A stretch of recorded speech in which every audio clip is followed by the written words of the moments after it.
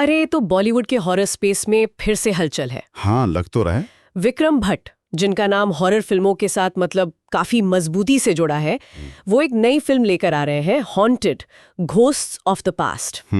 हाल ही में इसकी घोषणा हुई है और कुछ डिटेल्स भी सामने आई हैं। हाँ, विक्रम भट्ट का नाम आते ही राज और 1920 जैसी फिल्में एकदम से याद आती हैं। बिल्कुल।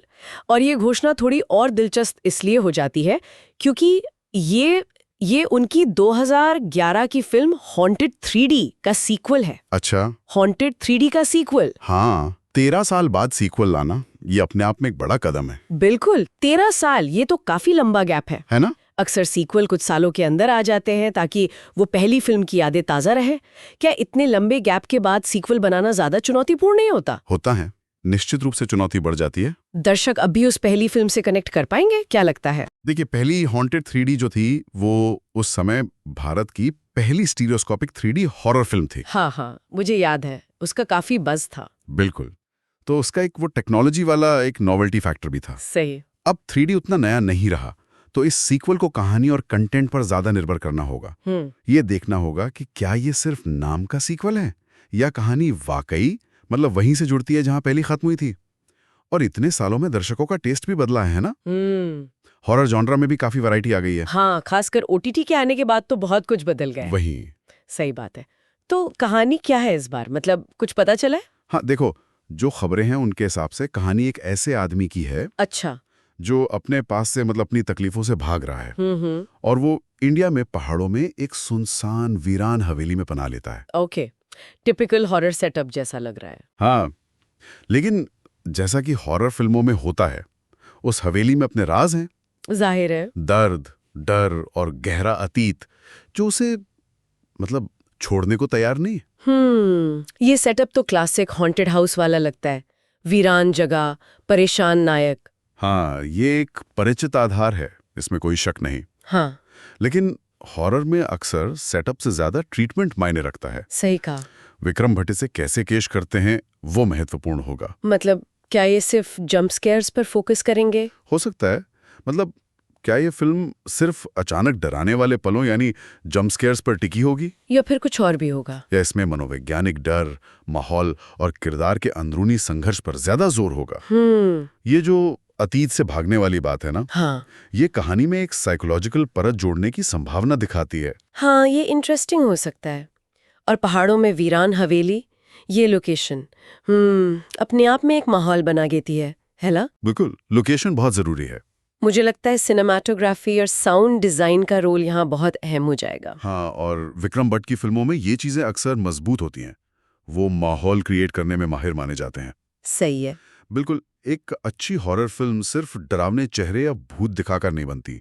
वो माहौल, वो अनकहा डर, वो आवाजें जो आपको अकेला महसूस कराएं, ये सब मिलकर असर पैदा करते हैं। सही। पहाड़ों की शांति और वीरानेपन का कॉन्ट्रास्ट उस हवेली के अंदर के डर से मिलकर एक अच्छा अनुभव दे सकता है। हाँ, ये देखना होगा कि वो इस लोकेशन का कितना प्रभावी इस्तेमाल करते हैं। एग्जैक्टली। अब बात करते हैं कास्ट की। मुख्य भूमिका में मिमो चक्रवर्ती हैं। हाँ, मिथुन चक्रवर्ती के बेटे। और दिलचस्प बात यह है कि मिमो पहली हॉन्टेड 3D में भी थे। हाँ, वो थे। तो उनकी वापसी हुई है। मिमो की वापसी कहानी की निरंतरता के लिहाज से एक अहम कड़ी हो सकती है। खासकर अगर वो वही किरदार निभा रहे हैं या उस किरदार का कोई विकसित रूप। हाँ, ये उन दर्शकों को जोड़ने में मदद करेगा जिन्होंने पहली फिल्म देखी है। बिल्कुल, लेकिन ये मतलब दो धारी तलवार भी हो सकती है। वो कैसे?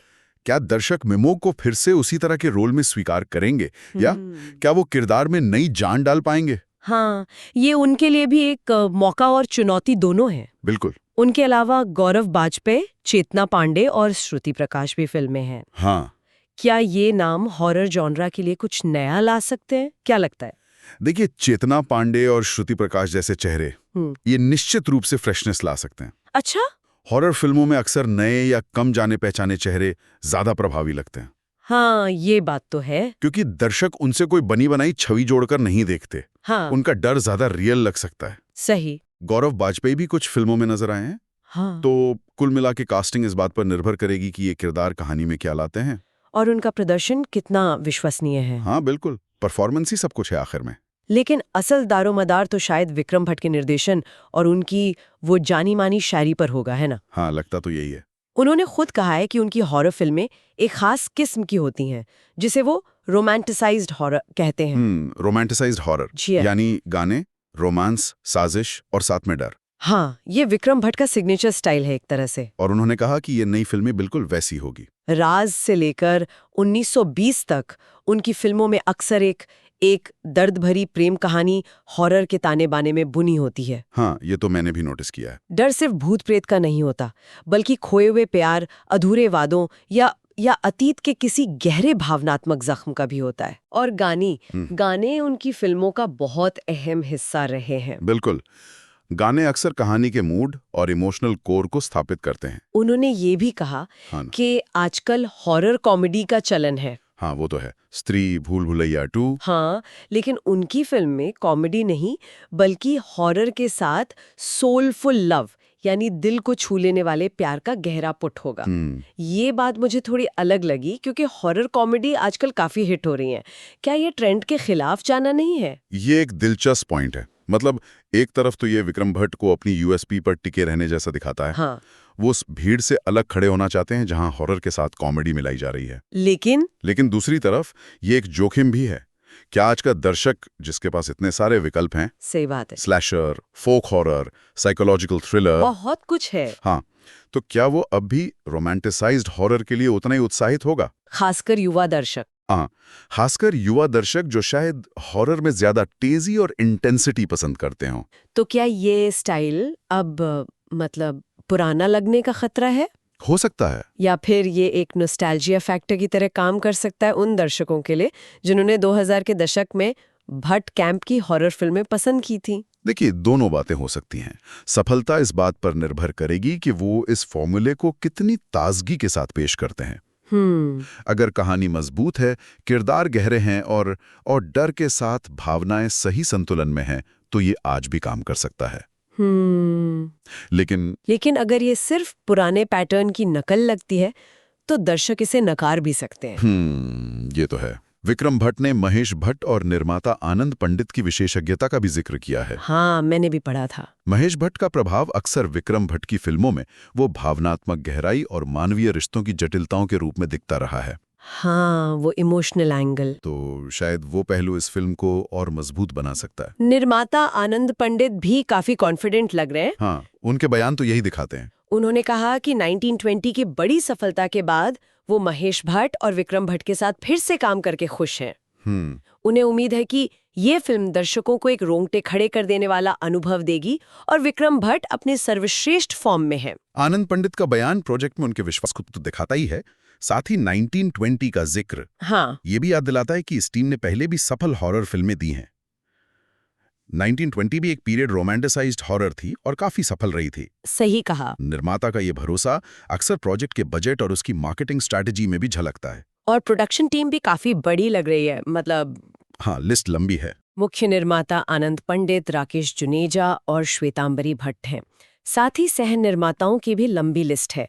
रूपा पंडित, दिलीप सोनी जायसवाल, राहुल वी दुबे, मनीष भूषण मिश्रा, महबूब अंसारी और संजय सिंह। इतनी बड़ी टीम ये इशारा करती है कि फिल्म को अच्छे स्केल पर बनाया जा रहा है। हाँ, ये कोई छोटी सीमित बजट की हॉरर फिल्म नहीं लगती। बिल्कुल नहीं। और सबसे अहम बात, फिल्म का वर्ल्ड वाइड डिस्ट्रीब्यूशन आनंद पंडित मोशन पिक्चर्स खुद कर रहा है। अच्छा, वर्ल्ड वाइड डिस्ट्रीब्यूशन? हाँ, इसका मतलब है कि उनकी योजना इसे सिर्फ भारत में ही नहीं बल्कि अंतर्राष्ट्रीय बाजारों में भी बड़े पैमाने पर रिलीज करने की है। अरे वाह, ये फिल्म की महत्वाकांक्षा को दिखाता है। बिल्कुल। यानी वो इसे एक बड़ी इवेंट फिल्म की तरह देख रहे हैं। लगता तो यही है। और रिलीज डेट भी ज्यादा दूर नहीं है। 21 नवंबर को ये सिनेमाघरों में आ रही है। हाँ, साल के अंत में रिलीज होना फेस्टिव सीजन के आसपास का समय होता है, जो अक्सर बड़ी फिल्मों के लिए चुना जाता है। हाँ, टाइमिंग भी स्ट्रेटेजिक लगती है। तो अगर हम इस पूरी जानकारी को समेटें, एक तरह से विक्रम भट्ट अपनी जानी पहचानी रोमांटिसाइज्ड हॉरर शैली में लौट रहे हैं। एक ऐसी फिल्म के सीक्वल के साथ जो 13 साल पहले आई थी। हाँ। इसमें पहली फिल्म का हीरो लौट रहा है। कहानी एक क्लासिक हॉन्टेड हाउस सेटअप पर आधारित लगती है, जिसमें अतीत के राज है। सही। और इसे एक अनुभवी और महत्वाकांक्षी टीम बना रही है जो इसे बड़े पैमाने पर रिलीज करना चाहती है। बिल्कुल परफेक्ट समरी है। और यहीं से वो बड़ा सवाल उठता है जिस पर हमने थोड़ी बात की भी। हाँ, कौन सा सवाल? कि क्या ये पैकेज आज के दौर में काम करेगा? हॉरर जॉनरा बहुत विकसित हो गया है।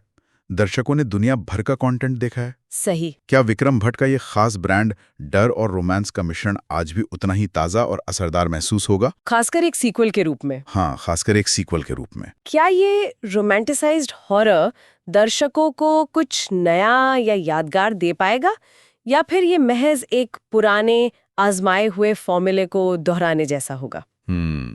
खासकर जब मूल फिल्म की नॉवेल्टी, वो 3D वाला एंगल शायद इस बार ना हो। ये वाकई $1 मिलियन सवाल है ना? हाँ।